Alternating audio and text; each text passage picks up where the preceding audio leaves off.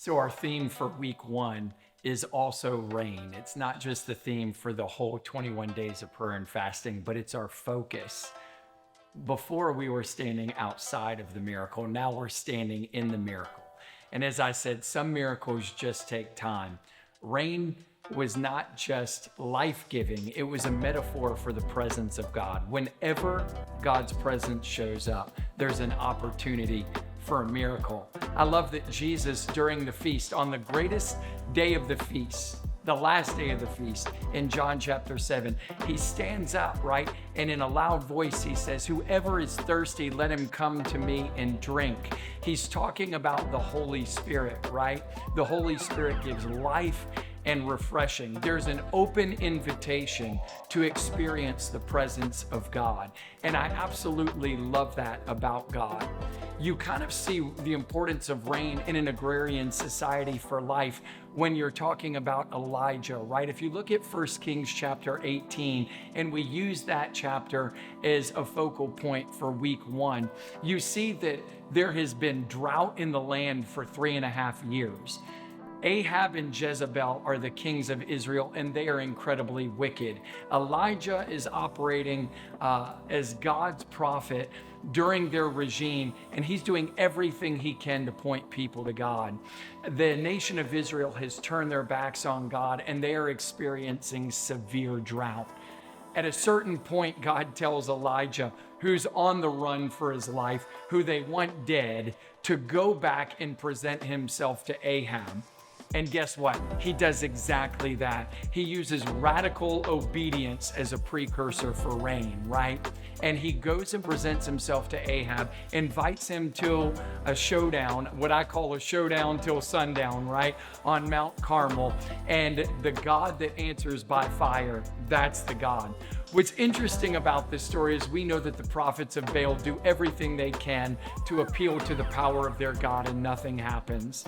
Elijah calmly gets up, asks people to do something unthinkable in a drought.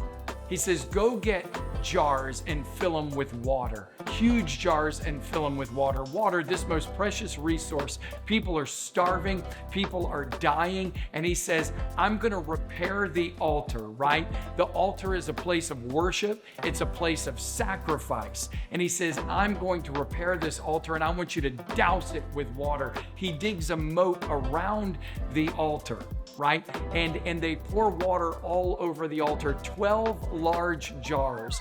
Sometimes you just have to give a seed of what you need to God. They needed water, and they had to sacrifice and give water to God, and then he answers by fire. Right after that, of course, we know what happens. There's a cleansing in Israel. The prophets of Baal are annihilated, and Elijah does something that's instructive for us. He goes with his servant, kneels down, puts his head between his knees, and begins to pray fervently for rain.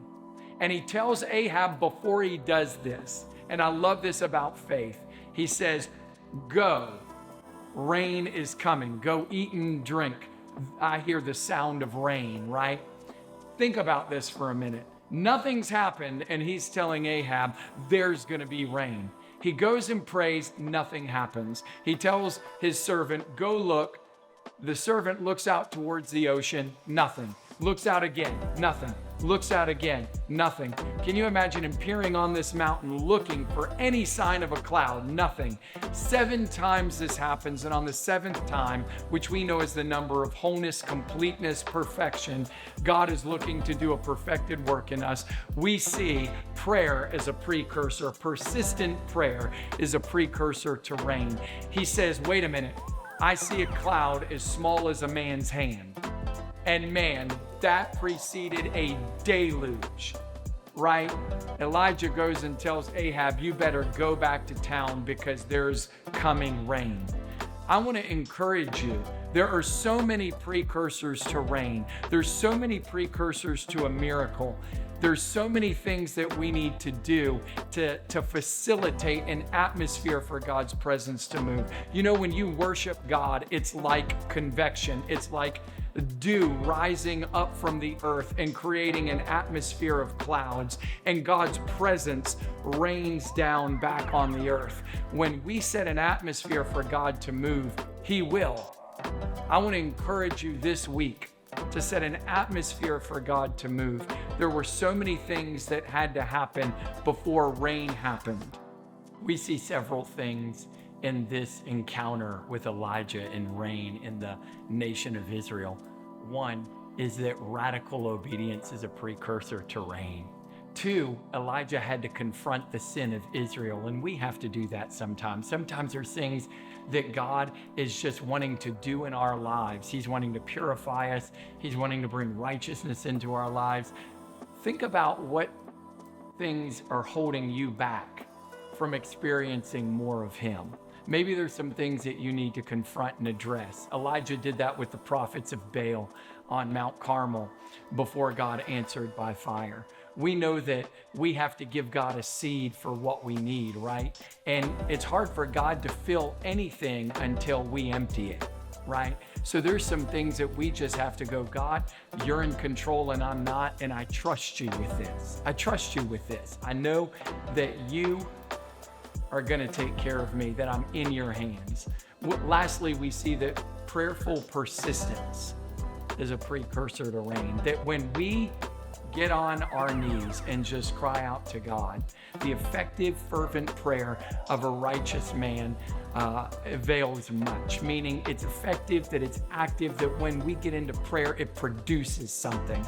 Can I just encourage you to add faith to your prayer? In week 1, let's experience His presence. Let's experience and believe in the miracle working power of God, and let's hear the sound of rain.